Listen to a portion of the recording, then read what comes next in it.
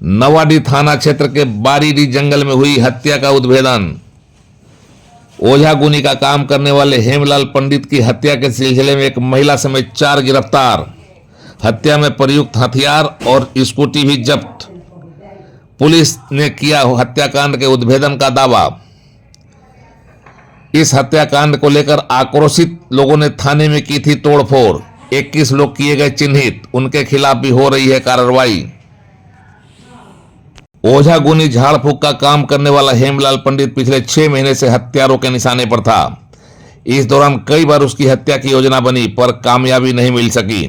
14 मई की रात में आखिरकार हत्यारों को कामयाबी मिल ही गई जब ओझा गुनी का काम करने वाला हेमलाल पंडित को योजनाबद्ध तरीके से लाया गया और फिर नवाडी के बारीडी जंगल में गोली मारकर हत्यारों ने उसका काम तमाम कर दिया।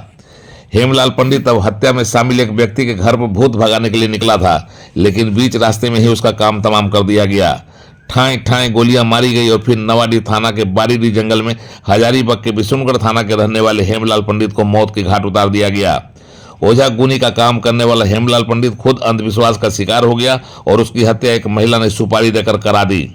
महिला चंपा देवी और इस हत्याकांड में शामिल प्रकाश सिंह, डोमन राम तथा विकास कुमार को बगोदर, धनबाद के जमाडोआ और बोरागढ़ से गिरफ्तार कर लिया गया है और उनके पास से एक देसी पिस्तौल, एक देसी कट्टा, 9 mm का 5 कारतूस, 315 की गोली 3 पीस, मोबाइल सेट 4 पीस और स्कूटी एक बरामद किया गया है जो इस हत्याकांड में प्रयुक्त किया गया है।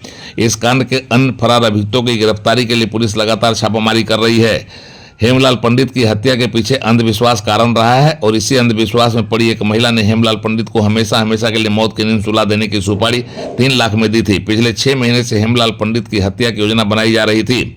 हत्या की सुपारी देने वाली कोई और नहीं, महिला चंपा देवी ही थी जो खुद बिशुनगढ़ थाना क्षेत्र की रहने वाली है। हजारीबाग जिले के बिशुनगढ़ थाना क्षेत्र के सिरैया गांव की रहने वाली चंपा देवी के पति खगेश्वर पंडित और ओझा गुनी का काम करने वाले हेमलाल पंडित दोनों ने 2024 के दुर्गा नवमी के दिन एक साथ खाना खाया और दुर्भाग्य से उसके पति की मौत उसी दिन हो गई। अपने पति की मौत से उदासीन चंपा देवी को यह शक हो गया कि ओझा गुनी का काम करने वाला हेमलाल पंडित ने टोना टोटका करके और जहर खिलाकर उसके पति को मार दिया है। इसी शक में उसने अपने पति का बदला लेने के लिए योजना बनाई और अपने नजदीकी मित्र प्रकाश सिंह से संपर्क किया और फिर उसके जरिए धनबाद में भाड़े के सूत्रों से संपर्क किया गया। पिछले 6 महीने से हेमलाल पंडित की हत्या की योजना बनाई जा रही थी। पिछले 13 मई को बगोदर से सिरैया गांव के बीच में घटना को अंजाम देने की कोशिश की गई, लेकिन भीड़ भाड़ वाला इलाका होने की वजह से योजना सफल नहीं हो पाई। तब बेहद गोपनीय तरीके से हेमलाल की हत्या की फिर से योजना बनाई गई।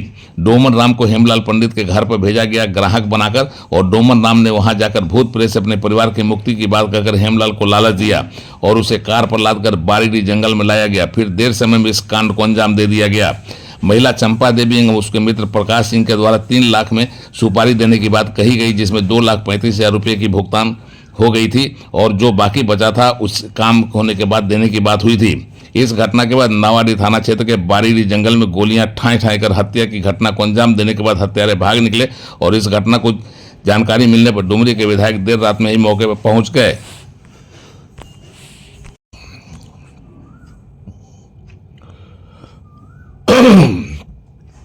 डुमरी के युवा विधायक जयराम महतो ने पुलिस की लापरवाही और लेट लतीफी पर जमकर भड़ास निकाली और पुलिस की लालत मलालत की। पुलिस पर आरोप लगाया गया कि कोयला लोहा चोरी में मस्त पुलिस कानून व्यवस्था बनाने में उतना ही सुस्त है और अपराधियों के हौसले बुलंद हो गए हैं।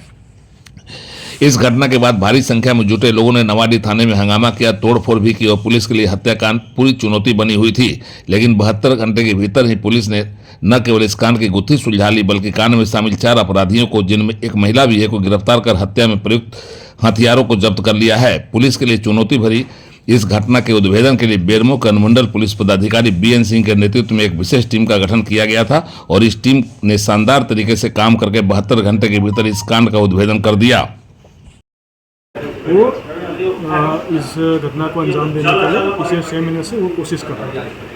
तो जैसे ये कोशिश के दौरान बहुत बार अटैम्प्ट भी मिला। 13 तारीख को भी वो जो मृतक था उसके घर के अगल बगल में हम लोगों ने अटैम्प्ट किया था, लेकिन क्योंकि वहाँ पे लोग ज़्यादा थे तो हम लोगों ने हत्या नहीं किए।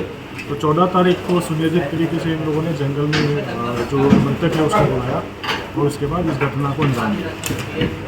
फिलहाल जो थाना में तोड़फोड़ हुआ था उसके ऊपर भी हम लोग सख्ती से कैसा है उसमें हम लोगों ने फायर किया है और लगभग हम लोग 21 लोग अभी उसमें चिन्हित किए हैं और आने वाले दिनों में ये कानून हत्या की साजिश किस तरह रची गई, किस तरह क्या हुआ?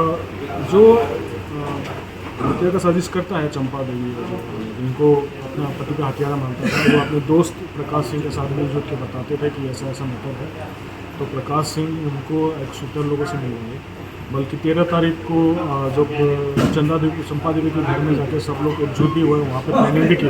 13 तारीख को वो लोग अटेम्प्ट भी लिया था, लेकिन उस दिन नहीं किया। 14 तारीख को वो लोग